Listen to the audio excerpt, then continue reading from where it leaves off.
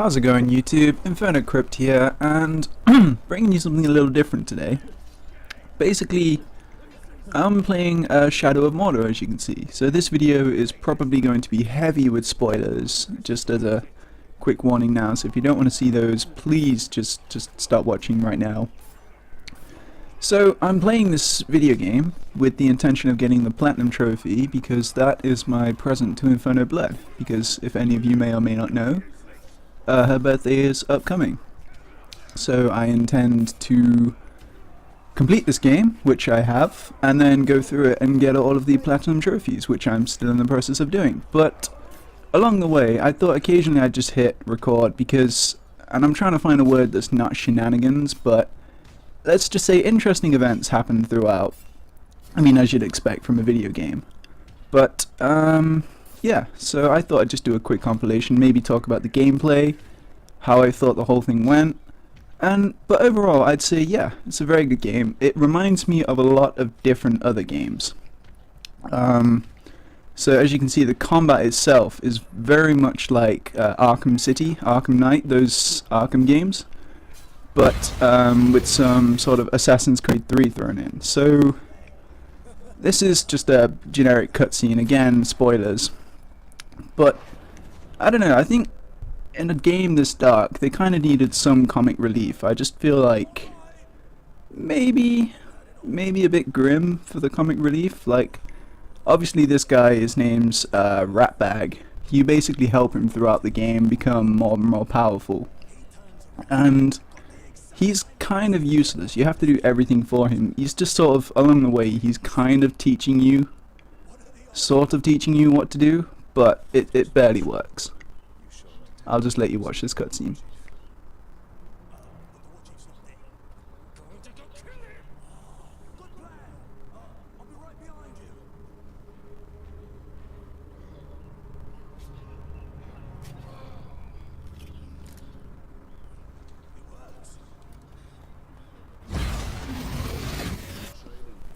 So yeah, next up is this guy. It's kind of interesting, because death is actually a mechanic within this game, so even if you die, the game keeps going. And this guy was, back in like a few days ago when I was first playing this and I wasn't very good, this is just a random generic orc that managed to kill me. So then, because he managed to kill me, the ranger who everyone's scared of, he got promoted to captain.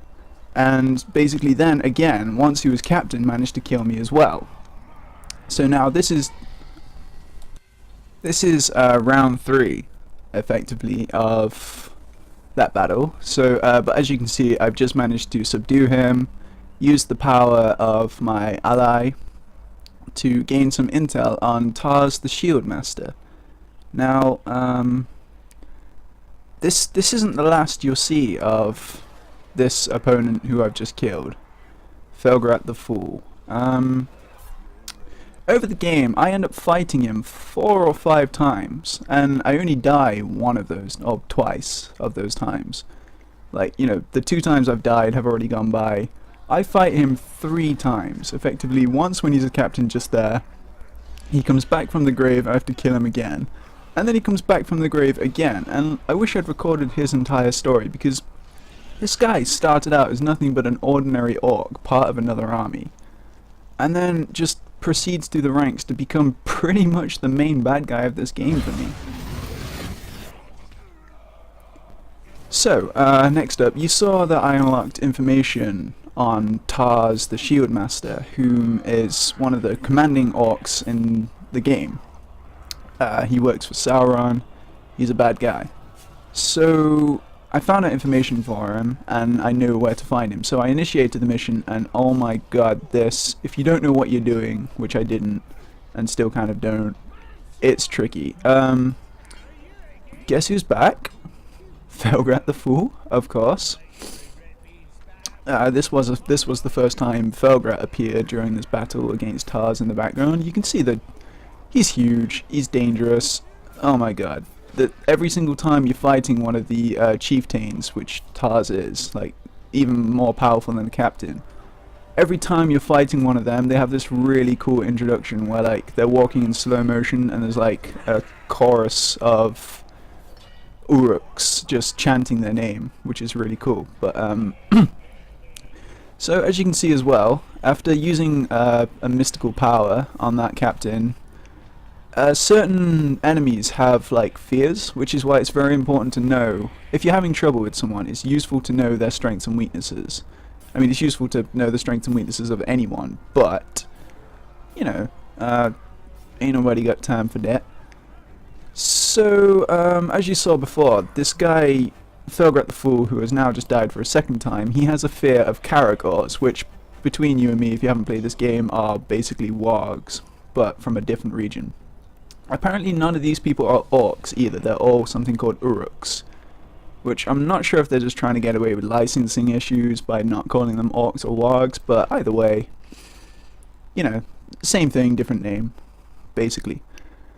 So I've just killed him for the second time, you know, 2 out of 3, but, you know, spoilers.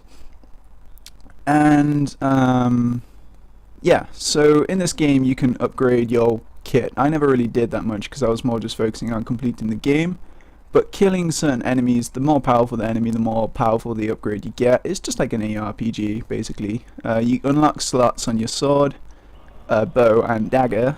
I say dagger, it's just a broken sword in half.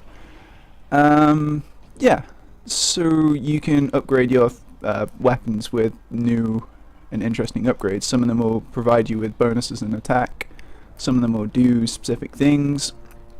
You know, it's good to use them to your advantage and balance them out as you play. So as you saw, this Tars guy, he's invulnerable to ranged, and a lot of enemies in this game are, which is kind of annoying, but you know, at this point, bearing in mind this is probably about the 4th or 5th time I faced Tars, maybe not that many, maybe it was like the 3rd or 4th, either way. After gaining some intel on him, I know that he's terrified of these things called Morgai flies, I believe they're called.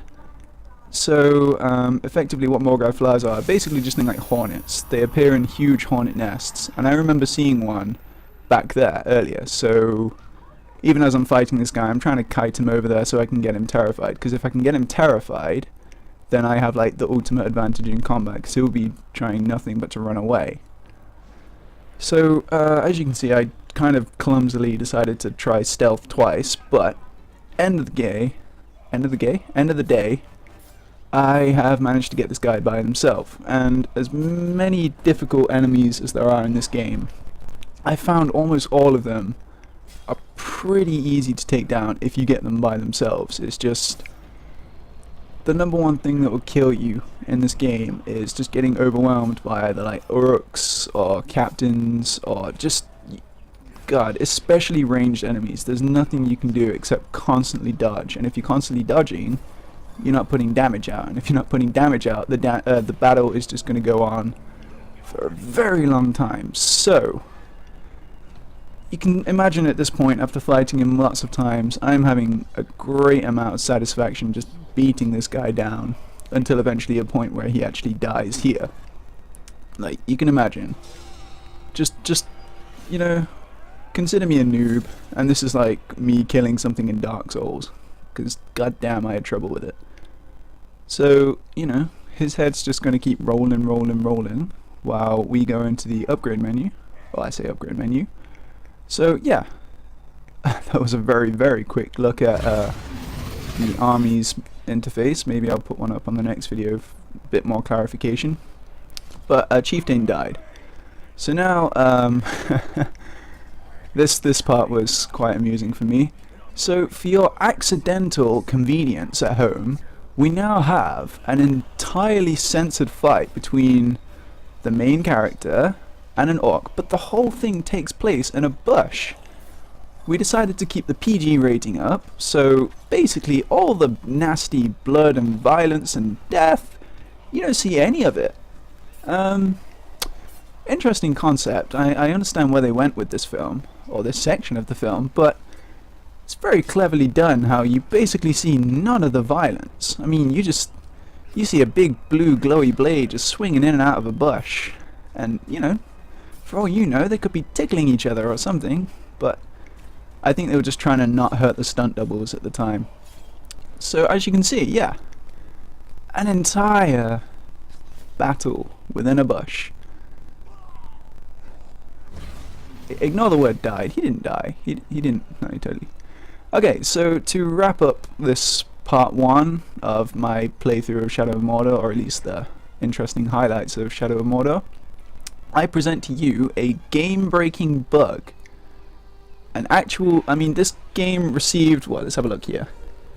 Best of E3 2014 winner, IGN Best of E3 2014 winner, and Game Critics Award nominee. And literally what just happened on screen happened. I just had to read the box to get those. Yeah, so I've just finished up a mission near enough. Like, I've got to kill like this one last guy, as you can see top left. I have to kill 17 guards. I've killed 16 of them. So there was one archer left, and he's like, you know, one-on-one ranger, let's do this. So I'm like, oh, okay. You know, I'm checking out what all my fellow men are interested in so badly. So I go up there, grab him. I'm trying to like kill him, but I think I accidentally let go of R1. So it threw him in a random direction, and he just teleported. He didn't go over the edge, he didn't, nothing. So I'm like, where the hell did he teleport? I'm thinking maybe he teleported off the edge. At this point I'm thinking like a lot of games, if you teleport you go up or down, which technically he did, but in a bad way. So I'm thinking he might be up here, because the game might have bugged.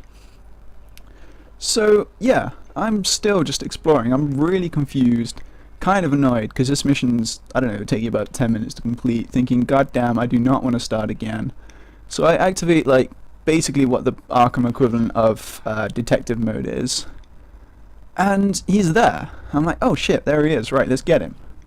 So I'm swinging around, I'm thinking, oh okay, there's no direct path, maybe I can go all the way around, and no, denied again. So I'm thinking, oh shit, okay, maybe there's a, if I go all the way around the other way, should be able to get him, right?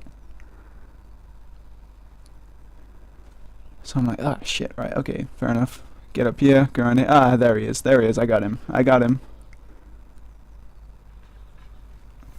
Try and shoot the crossbow to see if that does any damage whatsoever, but this game isn't as old as some others. So I'm like, okay, climb up. Shit. Anyway, I'm in Inferno Crypt, have a fantastic day.